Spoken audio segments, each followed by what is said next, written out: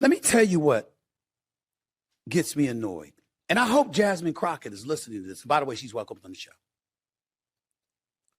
When you go on national television and you calling the president of the United States out of his name, and you're being all disrespectful, as a representative in this country, do you believe the citizens of Texas sent you there to do that? They don't like him either. I'm talking about those who voted for her in all likelihood. But because he is who he is and he is in that position, they expect you to go to Capitol Hill and figure out a way to maneuver yourself through that terrain to work in a fashion that's going to facilitate getting things done on behalf of your constituents. That's your job. That's your job. Excuse my language on Sirius XM, but it ain't your job to say he ain't shit. He ain't worth a damn. That's not your job. Anybody can do that. I get it now with Trump feeding into that nonsense, giving him fodder or ammunition to continue to go out there and talk about our black women that way. I got it. I don't like that at all. I don't want to be associated with nothing like that. And I apologize because I respect the hell out of Jasmine Crockett and what she has accomplished. I absolutely do. And I appreciate the fact that she feels compelled to fight the way that she's fought, the way that she fights because of what she's dealing with. I've been a journalist for over 30 years. I don't want enemies. I truly don't. But I'm not here to make friends. I'm here to call it like I see it. It should be done respectfully. It should be done with the sensitivity that it needs to be done with. I get it. I understand. But I'm going to be me. I'm going to call it like I see it. I can look Jasmine Crockett in the face and say, I'm sorry for any kind of noise I caused in your direction. Because she is accomplished and she is smart and she does have an incredible challenge working in this political climate on Capitol Hill. I got it. And when Trump came at her like that, I said, damn it. I was pissed off because I said, that's what they're talking about. When they're saying, you know what, when you question something about her, it's going to invite that. I understand. Oh, my guy folded. Oh, well, my guy folded. So as you saw from the intro, Stephen A. Smith issued an apology, right? Black liberals, black Democrats kept gaslighting him, saying that somehow him offering his criticism was some type of pile-on Jasmine Crockett. And honestly, I believe she deserves it. At the end of the day, people always want to cry about how, black politicians aren't taken with any degree of respect. And some of the problem is that how you can get better when everyone does nothing but kiss your butt. Like, how you expect to get better, right? If this was a sports team, right? How you expect to be a better politician if any form of criticism, you're allowed to spin it as some racist, sexist attack against an individual because they happen to have the correct identity to play victim. And this is what I'm talking about with a lot of people using racism, sexism to a degree as an alibi to excuse themselves of criticism. What Stephen A. Smith said in the first clip that I showed you on this intro was valid criticism. Hey, you're not as effective as a politician as you think you are, Jasmine Crockett. You may get a lot of attention. You may raise a lot of money. But when it comes to the function of actually being a politician, you're ineffective. You just like AOC. AOC is ineffective. This is not a black thing. This is something that these two have been criticized heavily for. You guys can get all the spotlight. You know how to get attention, but you don't know how to do nothing with it. That's the criticism on AOC and Jasmine Crockett. That's their main criticism. Even the Democratic Party themselves don't trust her when it comes to the actual nitty-gritty of politics. That's why she lost leadership opportunities in the Democratic Party. But she's beyond reproach, right? And this is what I'm talking about. And this is why, a part of me as a conservative or as a man, I don't buck at people being mad or offended, right? I'm sure people were mad and offended about my takes on the No Kings protest, and I felt like it was a waste of time. It had no impact. Some people challenged me in the comment section. Is their right to do that, but that's my beliefs. I'm not apologizing for something I feel inside. But all it takes is people complain about your take, and all of a sudden you fall, oh, I don't want to be associated with that. Stephen A. Smith just admitted how you can control him. That's it. That's what Stephen A. just did. He showed them, oh, this is all we have to do on Stephen A. Smith, and it works every time. This is not the first time Stephen A. said something that ruffled the pro-blacks on the Democratic side's ire and wrath. And they love to call black conservatives the obedient dogs, right? This is a clip from D.L. Hughley. Right. What they don't understand, MAGA likes Republicans.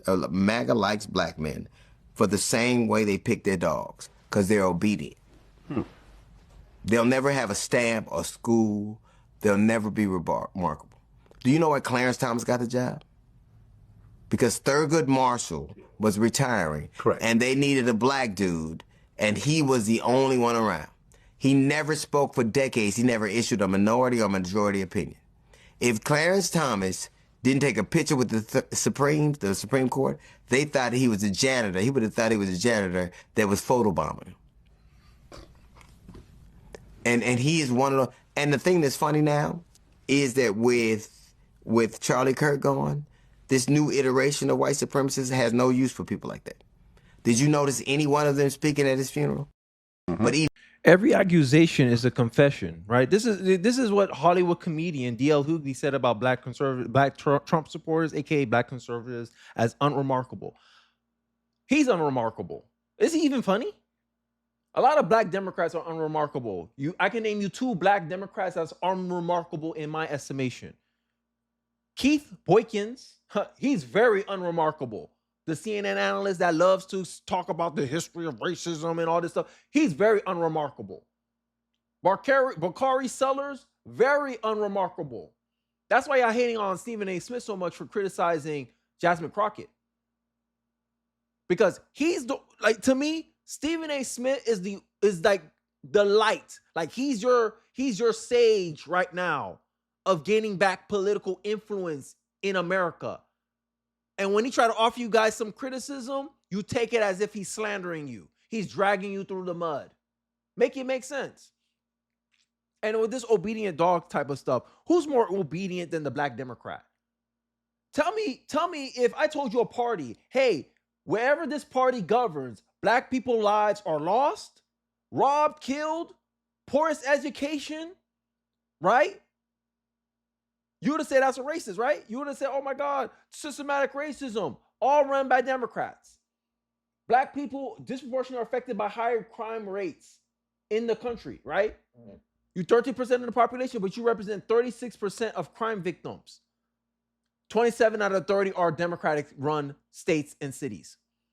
Black people lose their lives in those cities. But black Democrats vote unilaterally for the Democratic Party. Black Democrats in my own life complain and cry about how the Democratic Party use and abuse their votes and do nothing for them. They always complaining about that they take their votes for granted. But guess what? 2024, they still voted how much? How many percentage people? 77% for the Democratic Party. But black conservatives are the obedient dog. Right. Every accusation from a Democrat is secretly a confession. Mass illegals coming in here. Who jobs are going to take first? Black men, sorry. This is just stats. Disproportionately represents low-skilled work. Right? They coming in on something that will disproportionately affect black men. But who's voting for what? Are black men as a majority vote for Donald Trump? No. Working class men voted for Donald Trump. Majority Hispanic men voted for Donald Trump because the Hispanics know they came into this country legally. I know most Hispanic Americans in this country came into this country the legal way. But Democrats play into that racist trope. Oh, all Hispanics came here illegally. Ridiculous. But we're supposed to vote like the black woman when the policies don't affect us the same. but we're the obedient dogs. Slanderous. And he shows you this guy don't know nothing about politics. Here's Shermichael, a black man that actually participates in politics. The remarks here about Justice Thomas are factually inaccurate. In fact, Justice Thomas has authored more than 700 Supreme Court opinions, which includes majorities, concurrencies, and dissents, which D.L. Hughley inaccurately state he hasn't. Harvard Law Review compiled and published statistics from each Supreme Court term, which includes the total number of pages for each justice opinion. Thomas ranks first, second, or third in the majority of terms for which data was available. Thomas arguably holds one of, if not the leading position for sheer output of his work. It appears Hughley was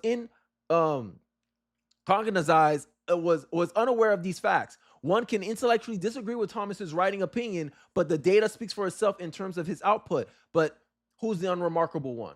Who looked more unremarkable? Who I want my kids to read about? D.L. Hughley or Clarence Thomas?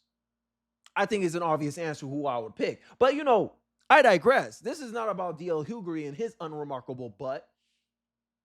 We're going to talk about Stephen A. Smith's apology, right? And I'm going to give some of my commentary why I think he gave this apology. And I think this is some of the reasons that's wrong with kind of black politics, right? I always say it on this channel. A lot of people in the black community, especially the so-called black liberal woman, they use their identity as a shield and a cudgel. And this is what they did to Stephen A. Smith. In regards to President Donald Trump and how he came at Representative Jasmine Crockett. And I wanted to take this opportunity to attack this issue as it pertained to me and Jasmine Crockett, because I personally have had an issue with how things have been misconstrued and misinterpreted. But at the end of the day, I have to own it. And that's what I'm going to do today.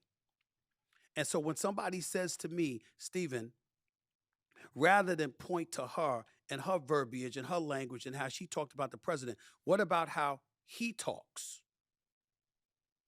I have no problem with that. I can understand that. And if that is the reason. Okay, so I want to just point out this thing, right? This is what I'm talking about, the sword and shield, right? Black woman, right? Allegedly, black woman, right? You can't criticize her. So there's no room for criticism for her. None of your criticism was valid, Stephen A. Smith. They could have said, okay, Stephen A. Smith, you have a point, but what about Trump? No. It's like, instead of focusing on her, why you don't focus on Donald Trump? Y'all been focused on Donald Trump the entire time since he ran as president. Is it effective? No. Right? And this is about the Democratic Party, because last time I checked, Donald Trump's president. Okay, he's president. That means what he did was effective. And the difference between Trump and Jasmine Crockett is Trump is not crass just to be crass. He's crass usually to have a point. Fake news, disparaging stuff, because there's something behind that. There's something that he's standing on. There's a solid foundation that he's doing. Jasmine Crockett seems like her whole personality is that. And I think that's the brutal truth that Stephen A. Smith's criticism revealed about Jasmine Crockett. That's the brutal truth about Jasmine Crockett. That's why when you called out her effectiveness, everybody and their mama on the black Democrat side, the fake pro-blacks, aka the pro-Democrat blacks, couldn't defend her. They said, she's very effective. She raised money. Well, what about the bills? What about policy? Did she pass any policy? Oh, no? Oh, wait. She never had an advantage in the House. Biden was president just 2 years ago. Quiet. Be quiet. Be quiet. You had advantages. The whole time she was running, she didn't push not one thing for her constituency back in Texas. But you know who she is. She know how to get attention. But she don't get attention in a positive light. Like, if I asked you, hey, Jasmine Crockett, let's play a game. Jasmine Crockett is the leading candidate for the Democratic Party. Do you believe she has a strong chance of winning? Let me know in the comment section. Right now, in the future, 5 years from now, Jasmine Crockett is the leading ticket for the Democratic Party to win a national election. Do the Democrats got a good chance? Yes or no? The answer is no. I can answer that plainly. I'm just saying. And instead of taking the gift that Stephen A. Smith gave them and use it to make her a better politician, to hold her accountable, right? Because Black Democrats love to talk about accountability. No, let her stay the same. That's like you seeing a mediocre player that could be better if you just give them some criticism, some insight to improve them, to give them an opportunity to change up what they're doing. Nope, you rather them stay the same because she's a Black liberal woman. And this is the funny part. The Black Democrats, the Black whatever, the Black bourgeoisie, whatever the hell they want to call themselves, they love to dish out criticism, love to disparage people, call them little D energy, all that stuff. And they don't even get a take, like not even a tenth of what they dish out. And they're crying online. And that's why I don't have much like respect sometimes for these pro-Democrat Blacks. But I digress. Let's go through Stephen A. Smith apology monologue here. That everybody is in an uproar, that is fine. And I have no problem apologizing to my sister because, damn it, I want her to know I don't feel that way about her. Just like I didn't feel that way about Kamala Harris. Just like I don't feel that way about the marvelous, the wonderful, the incomparable, the greatest first lady ever, and Michelle Obama, in my estimation, or anybody else. But what we're going to do on this show is understand who the hell I am and how it's going to be as long as I'm doing this show. I have no problem apologizing if I'm wrong. I have no problem apologizing if I've made somebody feel a certain kind of way. This just politically, right? In my estimation, if Stephen A. Smith is going to dive into politics, he can't keep apologizing every time he hurts somebody's feelings. When you say something objective and true, but it's not flattering, you're going to hurt someone's feelings. So you're going to apologize every single time you hurt someone's feelings because you said something objectively true, but it doesn't put them in a positive light? Stephen A. Smith? Come on. You might as well not have said the opinion in the first place. You would have been better off not saying anything. And this is why I think, as I know he called his podcast Straight Shooter, but you have to know what comes with being a straight shooter.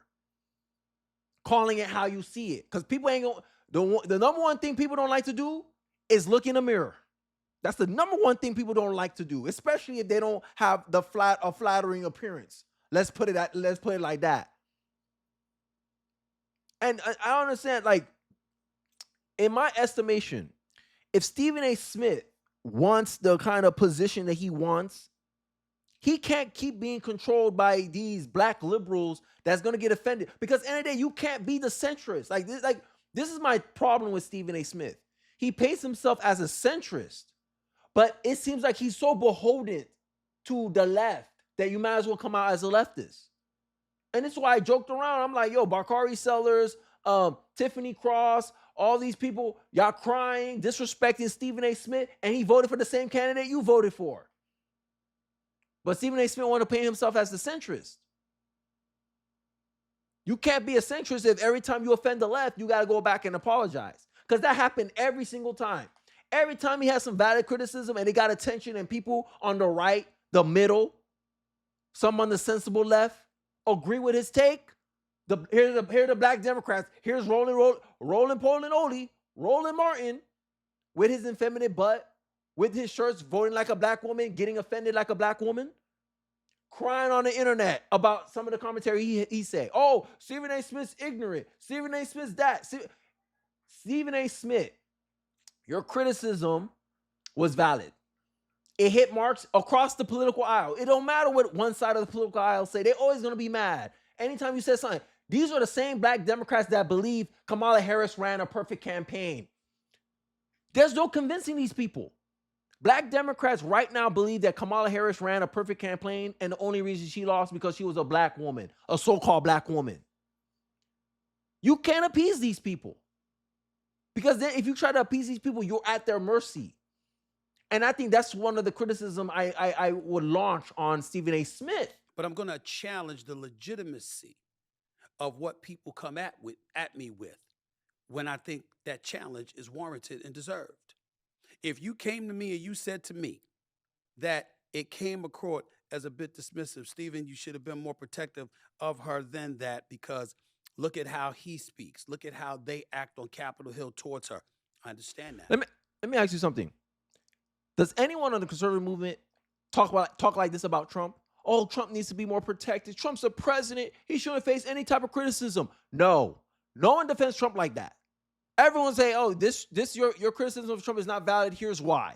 Here's a politician that did something X times worse, but you ain't crying about it, but you crying because it's Trump. It's probably because he's a Republican. That's why you're crying about it now, right? When his commentary came out about, oh, grab women by the you-know-what, it was locker room talk. He owned up to it. He's like, yeah, it's locker room talk. You're going to tell me that rich and famous men can't get away with certain acts with women? Crickets. Okay. But here, oh, we got to protect her. Protect a politician from criticism? What? But this is how the left has to move.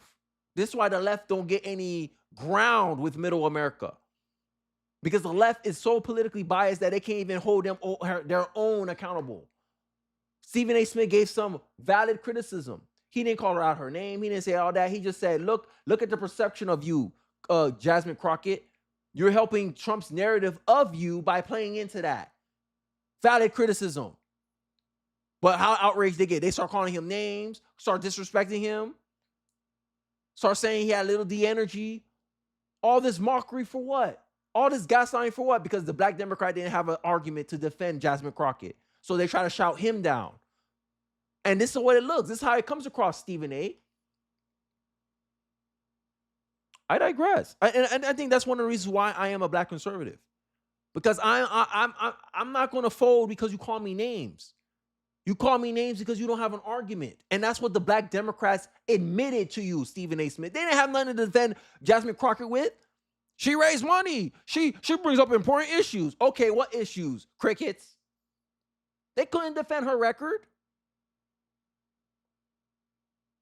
But you folded. Why? Because they were offended. They're always going to be offended. That's a black Democrat's MO, being offended. Exaggerate problems. Create imaginary problems. These people believe racism still stop them at the least racist time in American history. There's no convincing them. These people will always play victim. The gaslighters of America.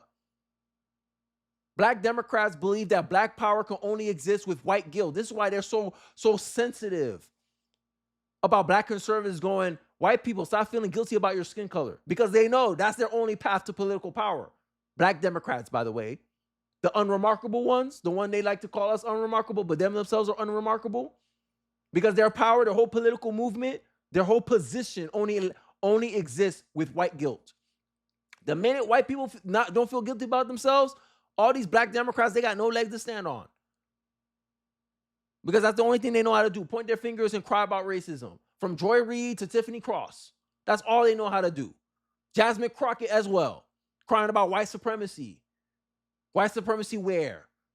You that loud, talking that ghetto, talking that disrespectfully to a white president, but you crying about white supremacy. Make it make sense. But I digress.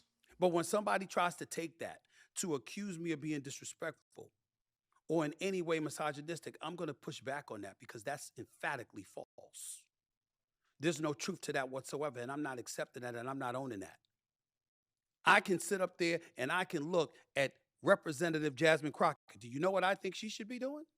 I think she should be competing for the Senate seat in Texas or for the Attorney General spot because she's qualified. She didn't qualify. She gonna lose. She couldn't even win leadership in the Democratic leadership position. She don't got the political cachet to really do any of that. She gonna stay exactly where she at, Congresswoman Jasmine Crockett, because she wants to be a social media star, not a politician. She's just using the platform of a politician to push her national brand. If Jasmine Crockett lose her seat, I know where she gonna be. She might be on MSC. She might replace with Joy Reid. She might have Joy Reid's job in the future. And we all know that's the truth. We all know. That's why they defend her so heavily over there. Y'all want excellence until excellence is demanded of y'all. Then y'all start crying. But we're the unremarkable ones. Yeah, okay. The black conservatives who want meritocracy, who don't want DEI, who actually want to compete. You want to call us unremarkable, but look at y'all crying because she a black woman. Oh, we got to protect her. Protect her from what? Her job? I mean, y'all want to keep talking about her effectiveness, but I don't know what's so effective about her. In her own district, the percentage of black voters were declining election after election after election. And as a black Democrat, that's one of your main jobs for the Democratic Party, to make sure that black turnout stays up for the Democratic Party. That's one of the reasons why she lost leadership. She's not seen as a team player. Now, it's not me as a Republican saying that. That's what other Democrats say about her. But she's above criticism. And Stephen A. Smith, you folded over some crying from Democrats who had no argument to actually defend her. These fake, pretending, superficial BS that they're going to throw at you. It's not substantive. She's not effective. You're correct. If she was put on a leadership position to represent the Democratic Party, she'll make their current situation worse, not better. And that's a fact. That's a straight fact. Crushing fact. That's why she don't have no leadership position. But, you know, they're going to blame racism, right? They always got an alibi for their inadequacies. And that's the number one reason. That's the number one thing holding back a lot of black Democrats. They got that out in the back of their pocket. If anyone criticizes me, racism. Oh, especially if they're a black woman, racism. They always got something. They always got an alibi. Always. And that's why they can never be great. But, you know, I digress. You know, black Democrats, they want to call black MAGA supporters unremarkable, all this stuff. Hey, whatever. Hey, it's your business, right? I'm trying to help you out.